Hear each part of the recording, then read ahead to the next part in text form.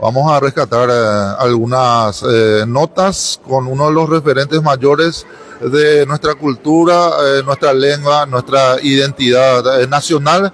Don David Galeano, estamos en vivo para Tutuy Capiateño. Peajiseina Latido Capiateño, Nemo Maiteína Atilio Ortiz. Tenemos por ahí, estaba Capiatape, don David Galeano, es el director de la lengua, Ateneo de la Lengua y Cultura Guaraní, y hoy se hace presente aquí en las instalaciones del Colegio Politécnico de la Cooperativa Capiatal Limitada para el lanzamiento de este libro Capi y Ata. Don David Galeano, muy buenos días, un gusto. Está Maiteío para este año de Chávez. Un saludo cordial para todos, a Tilio también para vos, para Titi Capiateño, Capiatagua, Latido Capiateño. Muy contento de compartir con ustedes y esta hermosa ceremonia de presentación de un libro que tiene mucho valor, porque rescata la biografía, la hoja de vida, Ñandera Pichare Coe, Oña Bogapuico Acuatiare, Capiatagua me metea, gente destacada de Capiatá, que en este caso esos nombres, esas historias, fueron rescatadas por nuestros dos queridos profesores, el profesor Rubén Segovia y también el profesor Teodoro Vallejo. Nos honra con su presencia aquí en nuestra ciudad. Usted pintó pequeños bosquejos, detalles de lo que es la rica historia de Capiatá. Le nombró al tirteo verdolivo Emiliano R. Fernández, el mayor exponente de nuestro cancionero popular paraguayo. Eso también hace indicios de que esto es un poco de lo mucho que se tiene que hablar todavía de lo que es Capiatá y todo lo que es nuestra lengua guaraní bojera. Asimismo, hay datos y concretamente hablando de la persona que fue y es hasta hoy el responsable de lo que se conoce con el nombre del Festival del Tacuané. Yo ya puedo Guarambarebe, me refiero al arquitecto Alfredo Baezquian. Y Alfredo, indagando con otra gente, logró descubrir acá en la iglesia, en la parroquia de Nuestra Señora de la Candelaria, la fe de bautismo. Porque Emiliano nació en Ibisunú, que está allí al entrar a Guarambaré, son más o menos 2-3 kilómetros, donde está el monumento de Emiliano. Y allí nació y en ese entonces la iglesia rectora era la iglesia de Capiatá. Aboyeru, Oñembogapuijera, Oñemongaraíron Guare. Así que como él, muchísima gente destacada en Capiatá, una ciudad extraordinaria. Yo soy un capiateño adoptivo, pero orgulloso de años que estoy viviendo acá, casi 35 años que yo llevo viviendo en Capiatá. Mis hijos crecieron acá.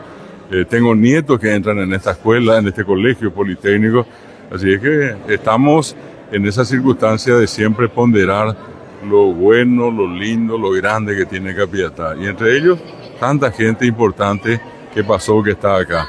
Yo nunca olvido a la profesora Aida Lara, a toda la familia Lara, que es familia capiateña, o acá a don Ramón Elías, a toda su descendencia, gente valiosa, Cariñito y Floripón, Martín González, qué gran amigo, y mañana de Chatajena, llamando a ese, bueno, a él y a su hijo, a su familia, de acá, tanta gente que yo llegué a conocer y que sigo conociendo. Una personalidad del mundo cultural paraguayo, nació en la zona del barrio San Blas, pero por esas cosas de la vida le registraron en San Lorenzo, pero él siempre me decía, barrio San Blas, Capiatá. ¿De quién hablo? De uno de los más grandes hombres que se dedicó a la promoción cultural en Paraguay, Rudy Torga, Gavino Ruiz Díaz Torales, de Torga, Tor Torales, Gavino Ruiz Díaz, R-U, Ru, D-I-D, Rudy, a Torga. Bueno, Rudy Torga, como todos le conocemos, él nació acá, ¿verdad? Y varias veces que tuve la oportunidad de llevarlo a mi casa, solíamos pasar allí por el barrio San Blas y en Cuecuera. Son datos importantes. Datos importantes y este extrema de repente siempre un viejo yo WhatsApp y puso a llevar. Y en una de sus poesías, Emiliano R. Fernández, que tiene título ¿Por qué? Y allí habla de Numen. Numen es motivo de inspiración a dónde quiero llegar, de la importancia de mantener y de fortalecer nuestro legado y nuestra identidad como paraguayos a través de la difusión de nuestro idioma guaraní. Latido Capiateño siempre tiene un rincón, un lugar especial para ello. ¿Por qué? Porque el abuelo fue compañero de Emiliano, compañero de guerra de Emiliano Hernández. Pues vengo de Ñanemboraijú, de repente Geñoy a ver la PC con Azocán, PC Angapuy, se Angacuá, lleva a través de eso. Es importante difundir también lo que es nuestra identidad, porque sépese dentro de mi conciencia, digo, de que muchos de los que estamos aquí nacimos a través de las serenatas que se llevaban a través de las inspiraciones de Emiliano R. Fernández. Sin ninguna duda, Emiliano fue un bohemio, fue un andariego. Ando que te en Baracá, Bella Pérez, Jajoma. De allí que recorrió prácticamente todo el Paraguay. O Guatajápico. El público, empresa de transporte, ómnibus, avión, barco, miande. O Guatajápico, Pinandi. Ape, ojo, su no, ojo, Isatí, bebé, Paraguay, ojo, caballero, ve, apeo, Juan y Teote, qué saco, ve. Pepe, yo no ahí. Entonces, yo creo que ese dato, Atilio, es importante, el que vos, en este momento, a través de un medio como este, que es Latido Capiateño, hagas sentir a la gente esa necesidad de conocer nuestros orígenes, de conocer nuestras raíces. Cuando estuve hablando hace rato, yo dije, Capiatá está allí a la vuelta para cumplir 500 años. Una de las ciudades más antiguas que tiene Paraguay, ¿verdad? Y así como Capiatá, después ya fue el caso de Yaguarón y después el caso de Atirá, que eran misiones instaladas acá por los franciscanos, ¿verdad? Y estamos hablando de una población antiquísima.